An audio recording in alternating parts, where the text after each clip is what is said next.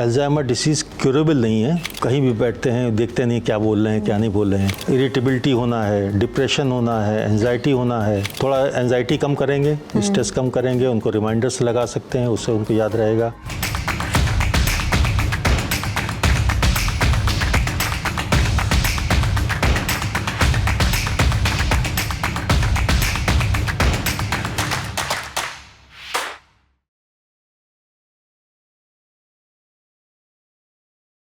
हमारी life normal flow में आगे बढ़ती जा रही है। डेली के रूटीन, फैमिली और वर्क प्लेस की रिस्पॉन्सिबिलिटीज हम पूरी ईमानदारी के साथ निभाते जा रहे हैं, पर तभी आपको फील होता है कि कुछ तो गड़बड़ आपके दिमाग के साथ हो रही है।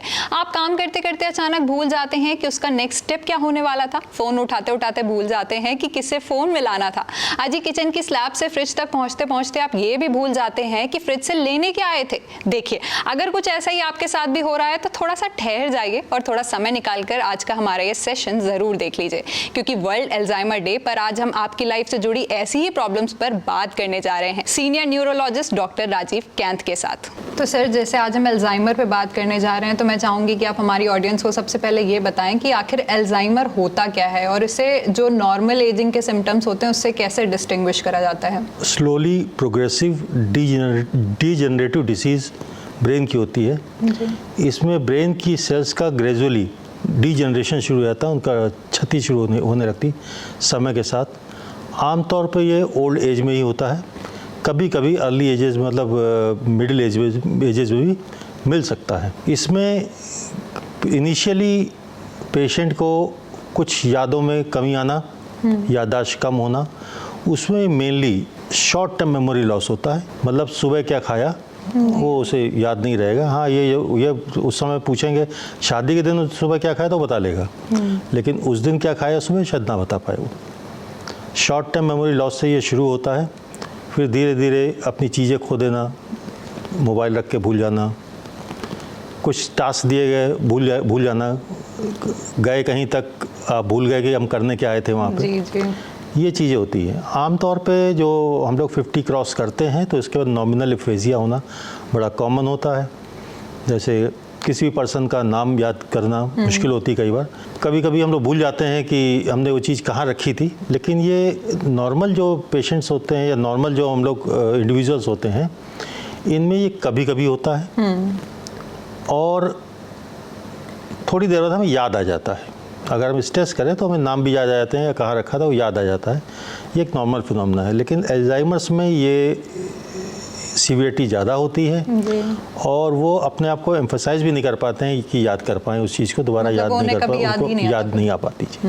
अच्छा सर, इसके मेन रीज़न क्या हो सकते हैं अल्जाइमर के? अल्जाइमर्स के मेन रीज़न तो अभी तक कहना मुश्किल है, लेकिन जो मोस्ट कॉमन माना जाता है ये जेनेटिकल माना जाता है और इन जनरेशंस में ये चलता है। तो आमतौर पे हमें अल्जाइमर्स की हिस्ट्री मदर फादर में और ग्रैंड पेरेंट्स में मिल जाती है। दूसरा, कुछ तरह के प्रोटीन्स होते हैं, एमिग्डालाइड प्रोटीन होता है, टाउ प्रोटीन होता है। ये प्रोटीन्स बॉडी के अंदर ज़्यादा होते हैं तो वो प्लेक्स बन जाते हैं ब्रेन की सरफेस के ऊपर, कुछ जगहों पे वो इकट्ठा होने लगते हैं, जिसकी वजह से ये सेल्स का लॉस होता है और पेशेंट में अल्जाइमर्स की शुरुआत होती है। सर, अल्जाइमर की जब हम बात करते हैं तो जनरली अल्जाइमर के साथ डिमेंशिया का भी नाम बहुत आता है, तो इन दोनों में डिफरेंस क्या होता है? हाँ, जैसे मैंने बताया कि अल्जाइमर्स में शुरुआत जो होती है वो हम लोग की याददाश्त कम होने से होती है। डिमेंशिया का मतलब ये होता है कि हम याददाश्त हमारी कमज़ोर हो रही है।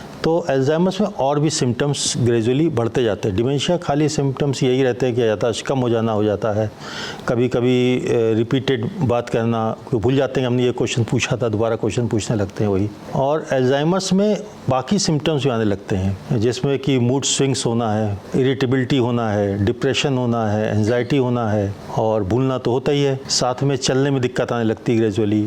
और सीवियर केसेस में तो पेशेंट कहाँ लेट्रिन कर रहा है, कहाँ पे यूरिनेट कर रहा है, उस पर भी कंट्रोल्स ख़त्म हो जाते हैं। सर, इसका अल्जाइमर का जब डायग्नोस करते हैं तो बेसिक जो सिम्टम्स होते हैं इनिशियल स्टेज पे वो क्या होते हैं कि जिससे इंसान पता कर सकता है कि हाँ शायद अगर ये सिम्टम्स मुझ में है तो शायद मैं भी अल्जाइमर से अब ग्रसित हो चुका हूँ? इनिशियली जैसे मैंने बताया कि छोटी छोटी चीज़ों को भूलना, घर के लोगों को पहचानना में मुश्किल होना या नाम बता पाना मुश्किल होना, ग्रेजुअली तो पहचानना बंद कर देते हैं, सीवियर केसेस बहुत ज़्यादा आगे बढ़ जाता था। सर जब एक पेशेंट ये डायग्नोस कर लेता है कि हाँ उसे अल्जाइमर है, तो उसे सबसे पहले मतलब कौन से स्टेप्स लेने चाहिए? कैसे डॉक्टर के पास जाना चाहिए? कौन से टेस्ट कराने चाहिए? डॉक्टर्स के पास जाने पे टेस्ट देखिए इसका आमतौर पे नहीं होते हैं। जी।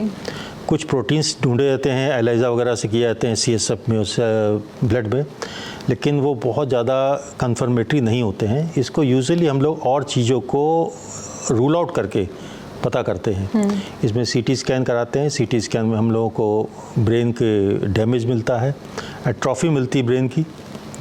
उसके अलावा हम लोग मेमोरी टेस्ट करते हैं इसमें। पेशेंट का जनरल जो न्यूरोलॉजिकल टेस्ट होते हैं वो करते हैं, और दूसरी चीज़ों को रूल आउट करते हैं, जैसे अंदर कोई स्ट्रोक तो नहीं है, मतलब दिमाग में कोई लकवा मारा हो, इन्फार्क्ट वगैरह बना हो, ब्लीड हो, या कोई ट्यूमर रखा हो जिसमें किस तरह के सिम्टम कई बार मिमिक करते हैं, उनको रूल आउट कर देते हैं। अगर वो सब नहीं होता तो हम लोग फिर इसको अल्जाइमर डिसीज़ की तरह मानते हैं। सर सबसे ज़्यादा जो अल्जाइमर के केसेस होते हैं वो कौन सी एज में देखने को मिलते हैं, लाइक टीन और नहीं, यूजुअली ये ओल्ड पर्सन्स मिलते हैं, अबाउट 60-70। लेकिन आजकल जैसे देखा जाता है कि बच्चों में भी कुछ कुछ केसेस बच्चों में अल्जाइमर नहीं होता, लेकिन हाँ और साइकोलॉजिकल प्रॉब्लम्स हो सकती हैं जो कि इसको मिमिक करती हैं। सर अल्जाइमर का क्योर क्या है? लाइक उसे सिर्फ दवाओं से दबाया जा सकता है या वो पूरी तरीके से क्योरेबल है? अल्जाइमर डिसीज़ क्योरेबल नहीं है, लेकिन उसके प्रोग्रेशन को हम लोग स्लो कर सकते हैं। जो चीज़ आज से 5 साल में होनी है उसको हम 10 साल तक एक्सटेंड कर दें, इस तरह से उसको कंप्लीट क्योर नहीं किया जा सकता, लेकिन हाँ उसको हम लोग को रिड्यूस कर सकते हैं, जिसमें कि कई तरह की मेडिसिन्स होती हैं, कई तरह की मेंटल एक्टिविटीज़ होती हैं, मेंटल सपोर्ट होता है, स्ट्रेस से बचाइए उनको, अच्छा डाइट दीजिए। उन सब से हम लोग अल्जाइमर्स को काफ़ी हद तक कंट्रोल कर सकते हैं, क्योर नहीं कर सकते। जी जी सर, बेसिकली हर डिजीज़ की 3 स्टेजेस होती हैं, इनिशियल, मिडिल और एडवांस। तो अल्जाइमर की कितनी स्टेज होती हैं, एंड एज अ पेशेंट वो इंसान कैसे पता कर सकता है कि मैं अभी किस स्टेज में हूँ अल्जाइमर के? अल्जाइमर्स आपने खुद ही बता दिया, जो 3 तरह की होती हैं stages, mild, moderate and severe. Mild cases में पेशेंट में थोड़ी बहुत इरिटेबिलिटी रह सकती है, रिपीटेड क्वेश्चनिंग हो सकती है, याददाश्त कम होना हो सकती है। मॉडरेट केसेस में इरिटेबिलिटी ज़्यादा बढ़ जाती है, कई बार आदमी एनॉयड होने लगता है, ज़्यादा स्ट्रेसफुल हो जाता है, चलने में दिक्कतें शुरू हो जाती हैं, और घर के लोगों को पहचानने में दिक्कत आने लगती है। और सीवियर केसेस में अपने लैट्रिन बाथरूम में कंट्रोल भी ख़त्म हो जाता है, आदमी घर वालों को बिल्कुल पहचान नहीं पाता है, और मोर और लेस वो बेड बाउंड हो जाता है। सर बात करें अगर अल्जाइमर के ट्रीटमेंट की, तो ये कितना कॉस्ट इफेक्टिव होता है, और इनकी दवाएं क्या कोई ऐसे साइड इफ़ेक्ट पेशेंट पे छोड़ती हैं जो लॉन्ग टर्म के लिए उनके साथ रहे? नहीं, इन दवाओं का आमतौर पर जो हम लोग यूज़ करते हैं दवाइयाँ, उनमें मेमेंटामिन मॉडरेट केसेस में यूज़ करते हैं, अर्ली केसेस में डोनाप्रेजिल वगैरह इस्तेमाल करते हैं। इनका कोई साइड इफ़ेक्ट इस तरह का नहीं होता, क्योंकि लॉन्ग टर्म चलने वाली मेडिसिन होती हैं। बाकी हम लोग पेशेंट को डाइट कंट्रोल से, अच्छी डाइट देके और कुछ लाइफस्टाइल चेंजेस करके उसको कंट्रोल करते हैं। तो वो तो नॉर्मल चीज़, हम लोग को वैसे भी डाइट का कंट्रोल अपने ऊपर रखना चाहिए, स्ट्रेस से दूर रहना चाहिए, और योगा एक्सरसाइजेस करने चाहिए। तो नॉर्मली जैसे सबके साथ होता है, इनके साथ थोड़ा ध्यान ज़्यादा देना पड़ता है, इससे थोड़ा सा हम लोग इस चीज़ों को रोक सकते हैं। जी सर, आप जैसे लाइफस्टाइल चेंजेस की बात करें, मैं चाहूँगी इसी को आप और एलाबोरेट करें कि डाइट में उन्हें क्या क्या बदलाव करने चाहिए, अपने डेली रूटीन में क्या क्या चेंजेस? डाइट में अल्कोहल, टोबैको से दूर रहना, फ्रूट्स, वेजिटेबल्स, मेडिटेरियन डाइट जो कि हम लोग कहते हैं, उस पे ज़्यादा एम्फोसाइज़ किया जाता है। फ्रेश फ्रूट्स हो, वेजिटेबल्स हो, इन सब पे। और लाइफस्टाइल चेंजेस में हम लोग इनके साथ कोऑपरेटिव रह सकते हैं। मालूम है हमको इनके साथ प्रॉब्लम है, तो हम उस पर गुस्सा ना होके उनके साथ सहानुभूति पूर्वक रहें। जो बात कहें वो छोटे सेंटेंसेस को यूज़ करें, स्पष्ट बोलें उनसे, और जो भी उनसे कुछ कमांड भी उनको देना तो स्टेप्स में दें, कि छोटा छोटा का अच्छा ये काम कर लो, या ये इतना कर लूँ, उनको बहुत ज़्यादा बड़े प्रॉब्लमेटिक चीज़ें करने को नहीं देना चाहिए, क्योंकि वो अपना इनिशियली तो खैर वो काम कर लेते हैं अपना, लेकिन ग्रेजुअली भी जैसे बिल का पेमेंट करना है वो नहीं आएगा उनको। रूटीन चीज़ें करना है, जैसे कि पहले वो चलाते रहे होंगे, मोबाइल चलाते होंगे, ग्रेजुअली भूलने लग जाएंगे कि मोबाइल कैसे ऑपरेट करते हैं। वॉशिंग मशीन ऑपरेट करती होंगी, घर की गृहिणी है, वो पहले करती होंगी, बाद में करना भूल जाती होंगी। तो लाइफस्टाइल चेंजेस में उनका लाइफ को थोड़ा सा इजी आउट करना, बाथरूम जो है पास में ही हो, उनको स्पष्ट हो कि बस इतना ही काम करना है, और उनका रूटीन फिक्स कर देना चाहिए कि इतने बजे खाना देना, उतने बजे ही देना है, इतने बजे उनको वो नहाने जाना, उतने बजे जाना है। जी। तो उससे उनके बॉडी उस तरह से अपने आप को, जैसे हम लोग पेट्स को कंट्रोल करते हैं, भाई इतने बजे करना, इसमें ये करना, इसमें करना, तो उनको भी हम लोग एक तरह से ब्रेन को इस तरह से उनका कंट्रोल कर सकते हैं कि उनके लिए लाइफ ईजी हो जाती है, जो उन्हें पता है कि किस टाइम हाँ इस समय ये करना है, टाइमली करिए। 7 बजे डिनर करना है तो 7 बजे उनको डिनर दे दीजिए, जिससे वो पजल ना हो कि हमें कि मेरे साथ क्या प्रॉब्लम आ रही है। जी जी सर, जो आजकल डिजिटल टूल या फिर एप्स हैं, ये अल्जाइमर पेशेंट को कैसे हेल्प करते हैं उनके मेमोरी को रिटेन करने में या फिर चीज़ें याद रखने में? अल्जाइमर्स में जो सबसे बड़ी चीज़ होती है याददाश्त कम होना, तो सिंपल सी टिप्स है, रिमाइंडर्स लगाए जा सकते हैं इसके थ्रू उनको रिमाइंड कराने के लिए। दूसरा मेंटल एक्सरसाइजेज होती हैं, रीडिंग ज़्यादा करें, उनसे कन्वर्सेशन जैसे हम लोग नहीं कर सकते, तो अगर यूट्यूब में कोई चीज़ इंपॉर्टेंट, कोई चीज़ पसंद उनको वो चीज़ देख रहे हैं, तो वो उनको कन्वर्सेशन ऊपर रहेगा। कन्वर्स करेंगे तो उनको याद भी रहेगा कि वर्ड्स क्या है, वरना वर्ड भूलने लगते हैं। अगर बातचीत नहीं करेंगे, थोड़े दिन बाद वो वर्ड्स भूलने लग जाएंगे। तो टूल्स इस तरह से काम कर सकते हैं, उनको थोड़ा एंजाइटी कम करेंगे, स्ट्रेस कम करेंगे, उनको रिमाइंडर्स लगा सकते हैं, उससे उनको याद रहेगा।